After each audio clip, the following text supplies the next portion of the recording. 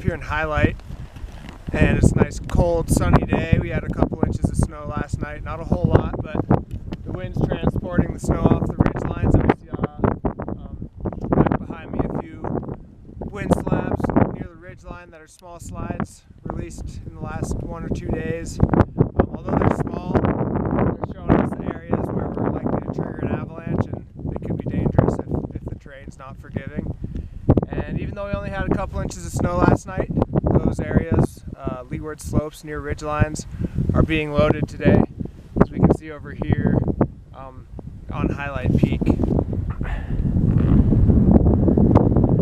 So we're gonna avoid that wind-loaded terrain today, and we're also concerned about our buried persistent weak layers. We're not so sure how they're going to behave.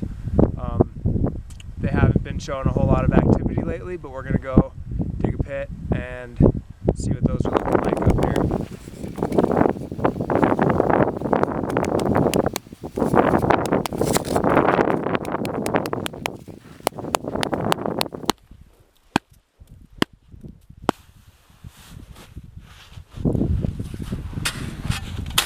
Alright, so we're up in Hyalite on South Aspect, and we found our sugary depth ore down at the ground, and that failed and propagated in an extended column test on 29 hits. So that's an unstable test result. We're in a little bit shallower area of the snowpack, so we're able to affect that weak layer a little better. It might be a little more developed, but it's certainly still an instability, and it's going to keep us sticking to lower angle, lower consequence terrain.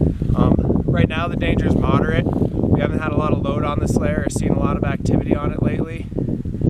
It's unlikely we'll trigger it, but as we get more snow and wind, there's going to be more spots where we can trigger this weak layer, and where this layer's been loaded on wind-loaded slopes where it has more stress and thicker overlying slab. If you find a thin spot on one of those slopes, you could trigger a large avalanche. So this layer's still an issue, and it's making a moderate danger in addition to